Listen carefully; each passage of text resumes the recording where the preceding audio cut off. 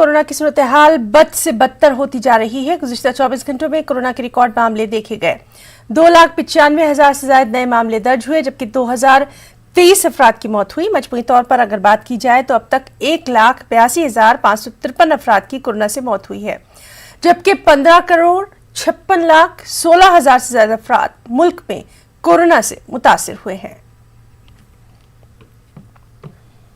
देश भर में कोरोना मरीजों की संख्या लगातार बढ़ती जा रही है।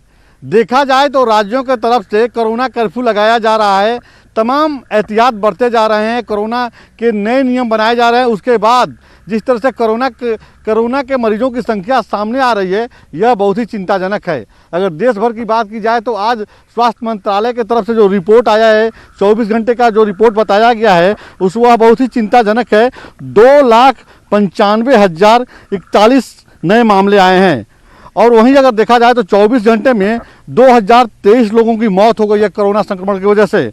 अगर राजधानी दिल्ली की बात की जाए तो यहाँ पर 28,395 मामले आए हैं, जिसमें 277 लोगों की मौत हो गई है और वहीं 19,430 लोग संक्रमण होने के बाद सही हो गए हैं, स्वस्थ हो गए हैं और अपने घरों को चले गए हैं, उन्हें डिस्चार्ज कर दिया गया है। लेकिन सब कुछ के बावजूद देखा जाए तो कोरोना मरीजों की जो संख्या है लगातार बढ़ती जा रही है।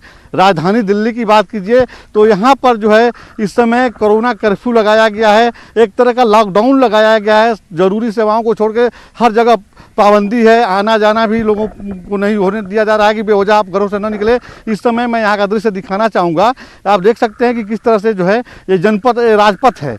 राजपथ पे आप देख सकते हैं कि यहाँ पे सुबह शाम लोग आते जाते रहते हैं, टहलते रहते हैं, या मंत्रालय है, राष्ट्रपति भवन है, ऐसे भी लोगों का काम चलता रहता है। लोग आते रहते हैं अपने ऑफिस को जाने के लिए, लेकिन पूरी तरह से चारों तरफ सन्नाटा पसरा हुआ है। आप देख सकते हैं कि कोरोना का जो कहर है दिल्ली पे किस तरह से है। उसके बावजूद जो मरीजों की संख्या बढ़ती जा रही है, बहुत ही चिंताजनक है। सरकार की तरफ से लगातार अपील किया जा रहा है कि जो आम जनता है, ये जो कोरोना का प्रोटोकॉल है, गाइडलाइन है, इसको पालन करे, तभी हम कोरोना के चैन को तोड़ने में सफल हो पाएंगे।